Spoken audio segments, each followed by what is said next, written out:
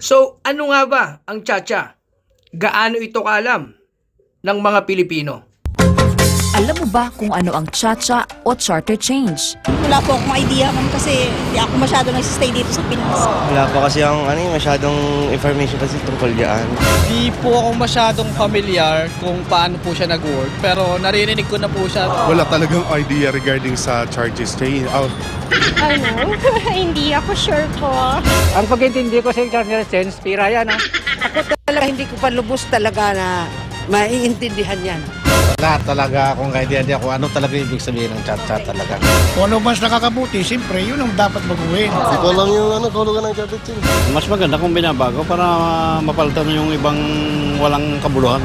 Charter change, hindi ba yung sa tungkol sa DNR yun? Yung charter change, yun yung pagbabago ng saligang batas, no? Yung Philippine Constitution ng 1987 ba yan? Ang Cha-Cha ay ang legal na proseso para baguhin ang kasalukuyang 1987 Constitution na umiiral sa bansa. Maaaring isagawa ito sa tatlong pamamaraan: ang People's Initiative, Constituent Assembly at ang Constitutional Convention. Isa-isahin natin ito.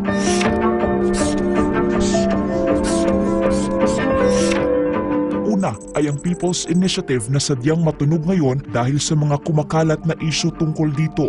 Ang proseso ng pagsasagawa ng People's Initiative ay nakasaad sa Republic Act 6735 o ang Initiative and Referendum Act. Batay dito, ang publiko ay maaaring mag-propose ng mga pagbabago sa konstitusyon sa pamamagitan ng pagkakaroon ng petisyon na pinirmahan ng aabot sa 12% ng kabuang bilang ng mga rehistradong botante. Ang bawat distrito rin ay kinakailangang mairepresenta ng 3% ng rehistradong botante. Mahaba ang prosesong ito at sinasabing magastos dahil sa mga kinakailangang isagawa para makuha ang kinakailangang bilang ng pirma.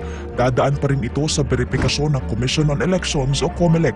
Kung makuha na ang kinakailangang bilang ng pirma at matapos na mailathala ng 2 beses sa mga pahayagan, ang lahat ng botante sa bansa ay magsasagawa ng referendum at magdedesisyon kung aaprubahan ba o hindi ang nasabing pagbabago sa konstitusyon.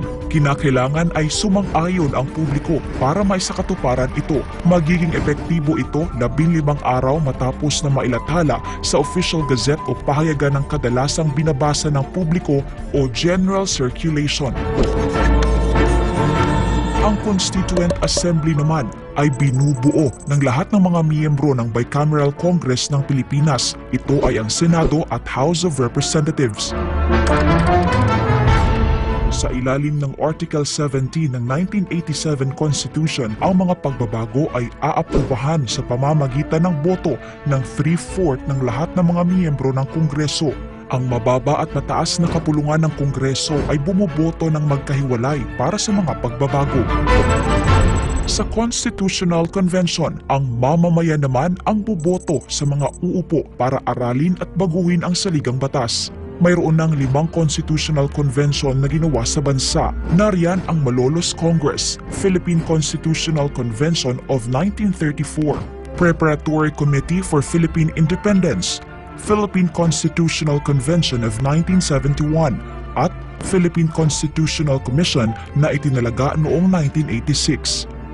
Sa ilalim ng Charter Change, maaring ipanukala ang amendment o revision sa saligang batas.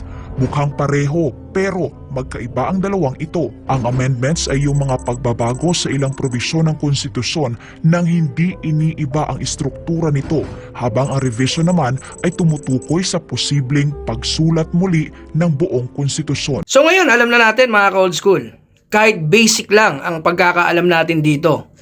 Para sa inyo, ano ba sa tatlo ang magandang gawin kung papalitan man ang ating konstitusyon?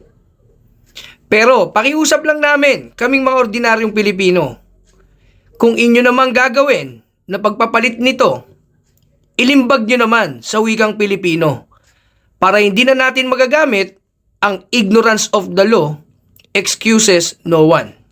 Ipaintindi nyo rin sa amin, hindi lang yung puro English. Ingat!